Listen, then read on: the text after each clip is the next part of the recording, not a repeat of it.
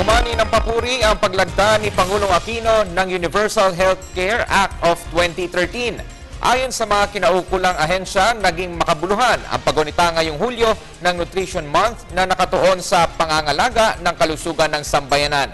Sa ilalim ng bagong batas ay magiging miyembro ng PhilHealth ang lahat ng Pilipino. Ang ulat mula kay Dina Pagibitan. Dahil sa paglagda ni Pangulong Benigno Aquino III ng Universal Healthcare Act of 2013 kamakailan, hindi na mangangamba ang ating mga kababayang hindi sapat ang budget para magpagamot. Dahil sa ilalim nito, wala ng Pilipino ang maiiwang hindi miyembro ng PhilHealth Insurance. Ngunit sa kabila nito, talamak pa din ang problema ng bansa sa tamang nutrisyon.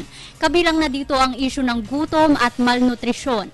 Kaya naman kaugnay nito, naglabas ang Department of Education ng DepEd Order number 67, Series of 2013, na nagsasaad ang buwan ng Hulyo bilang Nutrition Month celebration.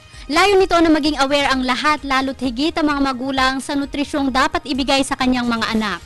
Sa temang gutom at malnutrisyon, sama-sama nating wakasan, hinihikayat ng pamunuang makiisa ang lahat sa pagtulong na sugpuin ang malnutrisyon sa bansa sa pamamagitan ng tamang kaalaman at pag-iingat. Ang pinakamahalaga pong layunin nito ay magkaroon po ng kaalaman ang ating mga magulang na ang ating gobyerno ay seryoso na labanan ang isyu ng pagkagutom at malnutrisyon sa ating mga paaralan.